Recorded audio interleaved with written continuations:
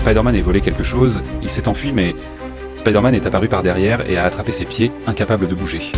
Le Docteur Strange a profité de l'occasion pour jeter la main magique, a tiré Spider-Man en arrière et l'a giflé sur la poitrine. L'âme de Spider-Man a été instantanément frappée et il a regardé avec incrédulité alors que son âme était séparée de son corps. Le médecin a tendu la main pour reprendre la boîte magique, mais il s'est avéré que le sens de l'araignée dans le corps de Spider-Man était si puissant que son corps a continué à l'éviter inconsciemment. Peter a vu cela et a nagé rapidement. Spider-Man, qui est revenu dans son corps, a de nouveau tiré de la soie d'araignée et s'est enfui.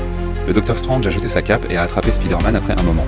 Après l'avoir jeté, le Docteur Strange a immédiatement activé la magie du miroir. Spider-Man, qui a été pris dans l'image miroir, est tombé librement d'une altitude de 10 000 mètres, tombant mais s'est mis à faire la navette à travers la ville.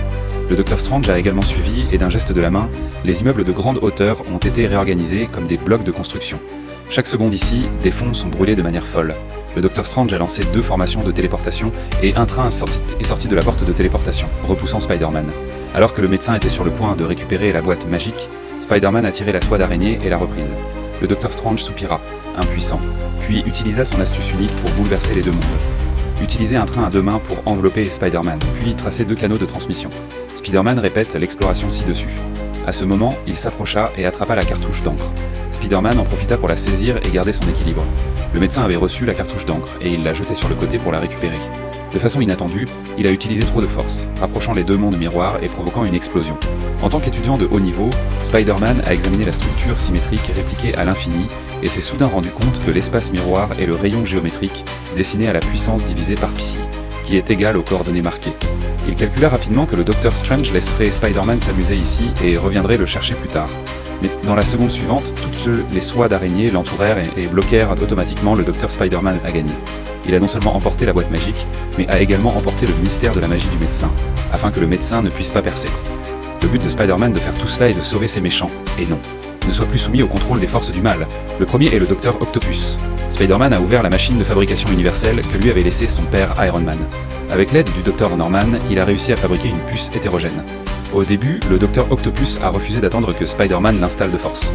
Par la suite, il a été révélé qu'il avait rendu les nanomatériaux présents sur les tentacules à Spider-Man. Le prochain est le Lightning Man. Spider-Man a fabriqué un nouvel appareil et l'a installé sur la poitrine d'Electro. Tant qu'il attend que toutes les lumières vertes PSR s'allument, il peut devenir une personne ordinaire. Juste au moment où tout se déroulait très bien, le sens de l'araignée l'a soudainement frappé et il s'est rendu compte que quelqu'un avait une mauvaise idée. Ils se sont sentis prudemment dans le hall et ont soudainement pris des mesures contre le Docteur Norman, tu sais. Il s'avère que la personnalité perverse a silencieusement lavé le cerveau de tout le monde et incité à la rébellion. Effectivement, personne ne veut devenir une personne ordinaire. Electro a pris les devants, retirant l'amygdale de sa poitrine et lui arrachant le réacteur de l'arche d'Iron Man. La scène fut instantanément chaotique et le Sandman se transforma en un homme électro-optique dans le sable jaune. Avec la bénédiction du réacteur, il jeta le Docteur Octopus par la fenêtre d'un seul mouvement, puis suivit l'écart et se transforma en énergie. Formez-vous avec le marchand de sable et partez. Mais Spider-Man ne va pas très bien maintenant. Il a été frappé par la fenêtre par le filtre puis jeté hors de la pièce. Le filtre voulait juste attraper Spider-Man, mais il l'a retourné avec de la soie d'araignée et lui a donné un coup de pied. Lui. Depuis les bois jusqu'au balcon, Reed a tiré de la soie d'araignée et a tenté de s'échapper, mais a été ramené dans la pièce. À ce moment-là, Peter montra un air de défaite. Comme avant. Peter, irrité, en profita pour sauter sur la membrane filtrante et regardait son visage comme un fou. Mais plus il frappait le filtre, plus il devenait excité. Et lorsque le filtre l'attrapait, ce fut un éclair mortel. Spider-Man savait qu'il ne pouvait pas continuer à se battre, sinon il pourrait mourir. Il a déchiré la vitre et est sorti du mur. En grimpant, une silhouette verte s'est approchée de lui. L'homme lézard a renvoyé Spider-Man dans la pièce, puis s'est enfui. En voyant cela, Yumo a attrapé Spider-Man et lui a donné une version améliorée de la récompense de mort jusqu'au bout, du 10e étage. Tombé au premier étage. Ils ont pincé le cou de Peter et ont dit que la faiblesse de Peter était son défaut fatal. À ce moment, May arriva. Il prit l'antidote qu'il venait de développer et le colla sur le col de la membrane filtrante. Cependant, le développement de cet antidote semblait avoir échoué. Non seulement il n'a pas réussi à guérir la membrane filtrante, mais tante May a également été abattue par son avion. Le filtre a lentement sauté sur l'avion et a dit à Peter que les bonnes intentions ne sont pas récompensées et que vous m'en serez reconnaissant à l'avenir. Puis il jeta un coup d'œil à tante May, pressa la bombe citrouille dans sa main et la jeta. Peter sursauta violemment et voulut le rattraper, mais il était encore un peu trop tard. Tante May, qui rendait encore son dernier souffle, a dit à Bay qu'une plus grande capacité entraîne une plus grande responsabilité. Après avoir dit cela, j'ai perdu le souffle. Le seul parent de Spider-Man est décédé. Le portail que le Docteur Strange avait appris pendant plusieurs mois a en fait été ouvert par Nader, qui n'avait jamais appris la magie. Une silhouette de Spider-Man est apparue à l'intérieur et ils ont crié fort pour que Peter vienne. Mais le Spider-Man qui a enlevé sa capuche n'était pas le Snoopy qu'il recherchait. Il a dit qu'il était Spider-Man. Voyant que tout le monde n'y croyait pas, Peter n'a eu d'autre choix que de sauter sur le toit pour faire ses preuves, et a également rangé les toiles d'araignée dans le coin. Afin de retrouver le Spider-Man qu'il connaissait, Leonard dut à nouveau dessiner des cercles. La génération la plus classique de Spider-Man, Tobey Maguire, est sortie lentement du portail. Dès que les deux générations de Spider-Man se sont rencontrées, elles se sont explosées. Avec Spider-Sense, elles ont toutes deux utilisé la même astuce, se tirant sur la soie d'araignée. Ce n'est que lorsqu'elles ont vu que l'autre partie était un Spider-Man qu'elles l'ont fait. Baisser leur garde, les uns contre les autres. Les première et deuxième générations semblaient savoir pourquoi ils avaient été téléportés. Alors ils se sont rendus au bâtiment le plus haut de la ville, où ils ont finalement trouvé Spider-Man de troisième génération et Randy. Ils n'avaient pas encore surmonté la douleur de perdre Tante May. À cette époque, génération après génération, sautaient dans des hauteurs. 3 générations de Spider-Man rassemblent le marché. Bien qu'ils viennent d'univers différents, ils comprennent très bien l'humeur d'Elan maintenant, car leur oncle Ben et leur bien-aimé sont également morts devant eux. Les deux générations de la génération ont prononcé la phrase classique en même temps. Plus la responsabilité est grande. Grandy s'est finalement remis sur pied. Ils sont venus au laboratoire et ont prévu de mettre à nouveau tous les antidotes. Et la première et la deuxième génération ont chacune développé l'antidote pour leur monde. À cette époque. Il est déjà tard dans la nuit et peu de temps après, ils ont finalement tous développé une compréhension. Lorsque la première génération a vu que la troisième génération avait besoin d'utiliser du liquide d'araignée, elle s'est montrée à eux. Où j'entends les rugissements. Et le senior est le senior. Les deuxième et troisième générations ne peuvent compter que sur du matériel pour envoyer de la soie d'araignée, afin de rassembler tous les méchants. Peter a annoncé son emplacement via le Daily Bugle, puis a organisé l'antidote à l'avance à la Statue de la Liberté en attendant. La première génération de la deuxième génération s'est tendu le dos. C'est le code qu'il a laissé lors de sa première chute des airs il y a de nombreuses années. À ce moment, les sens d'araignée de 3 personnes se sont déclenchés en même temps. Il y avait des nuages sombres au loin et la personne qui venait absorbait la lumière électrique du réacteur Arc. Il était capable de léviter dans les airs en s'appuyant sur la force électromagnétique. Lorsque l'araignée de troisième génération a vu cela, il a immédiatement sauté avec le noyau magique, puis a balancé la soie d'araignée et y a lancé le noyau magique. Par la suite, Nader a voulu fermer la téléportation, mais ce qui était embarrassant était qu'il ne semblait pas avoir fait quoi que ce soit avec la porte de téléportation. Cela a également donné envie à la deuxième génération d'essayer le tour du cercle de lumière électrique. Ignorez-le, mais il est devenu sa cible de recrutement. La troisième génération s'est dépêchée de chercher le dispositif absorbant l'énergie du Lightning Man, mais du sable venteux est apparu derrière lui. Il l'a tenu dans son poing et il a projeté de la soie d'araignée, essayant de se sortir du pétrin, mais a fait trébucher le deuxième en fuite. Génération. La deuxième génération a tiré de la soie d'araignée et a essayé d'arrêter de tomber, mais elle a bandé les yeux de la première génération. Leur capacité individuelle était bonne, mais leur travail d'équipe était extrêmement lent et il fut rapidement vaincu un par un. En voyant cela, le Sandman s'est immédiatement transformé en tornade de sable et a entouré les 3 Spider-Man. Heureusement, la troisième génération de Spider-Man a participé à la bataille des Avengers. D'après leur expérience passée, lorsqu'ils se battent, ils doivent se concentrer et croire en leur propre prémonition. Le moment venu, ils pourront gagner ensemble et unifier l'objectif de combat. Ensuite, ils ont sauté ensemble de la structure surélevée et ont travaillé ensemble pour atteindre la Statue de la Liberté. En face d'eux se trouvait l'homme électrique, l'homme lézard et l'homme des sables. Dès qu'ils se rencontrent, ils lancent chacun leur mouvement ultime. La troisième génération de Spider-Man a déclaré qu'ils devaient d'abord s'occuper du Sandman, et ils ont chacun été poursuivis par un méchant. Le Spider-Man de deuxième génération a obtenu l'appareil pour soigner les gens, mais a malheureusement été retenu par l'homme lézard, le Dr Connor, le forçant à lancer l'appareil au Spider-Man de troisième génération. Malheureusement, il a été touché par Electro, et l'appareil a tombé de l'étagère supérieure. À cette époque, la génération a attiré l'attention du meurtrier, mais il était bloqué dans une statue de pierre et ne pouvait pas sortir. En voyant cela, la deuxième génération s'est rapidement détachée des chaînes de l'homme lézard et l'a fixé sur l'étagère avec de la soie d'araignée.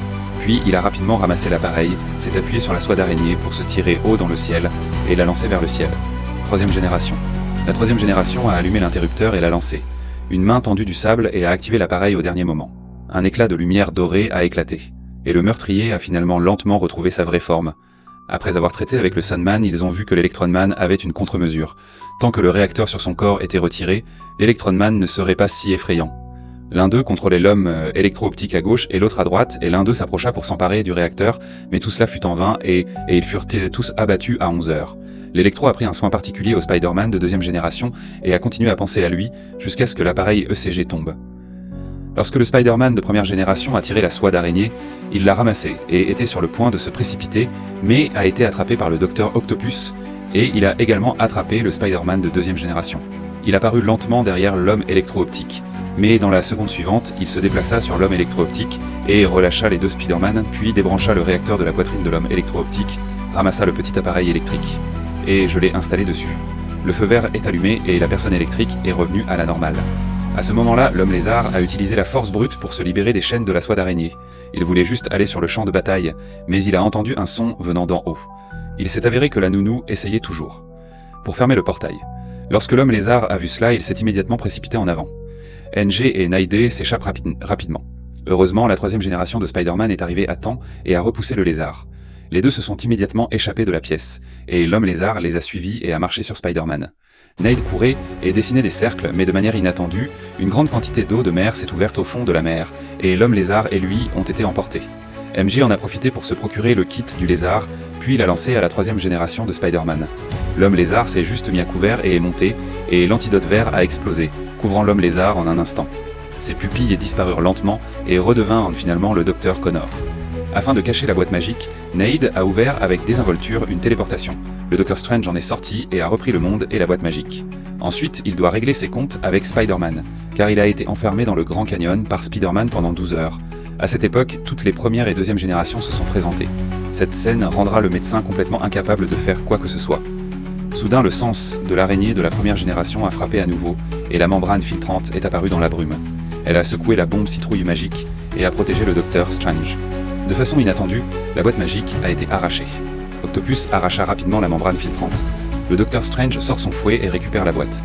Juste au moment où il exécutait la magie, toute Spider-Man a vu une bombe citrouille prise en sandwich dans la boîte magique. La seconde suivante, la boîte magique a explosé et les 5 magies interdites à l'intérieur ont été libérées. Le bouclier de la statue de la déesse s'est effondré et le Spider-Man de troisième génération s'est précipité pour le sauver. Mais alors qu'il était sur le point de l'attraper, il a été renversé par la membrane filtrante. Le Spider-Man de deuxième génération a vu cela et a sauté pour le sauver. Lui, puis il a passé le contrôle de sécurité et a atterri avec succès. Peut-être que seul Garfield de deuxième génération sait que lorsque vous pouvez sauver des personnes avec vos mains, vous ne devez jamais utiliser de soie d'araignée avec vos mains. Cependant, la main de Nader qui tenait le tuyau en acier s'est soudainement libérée. Mais la seconde suivante, la cape suprême lui est revenue.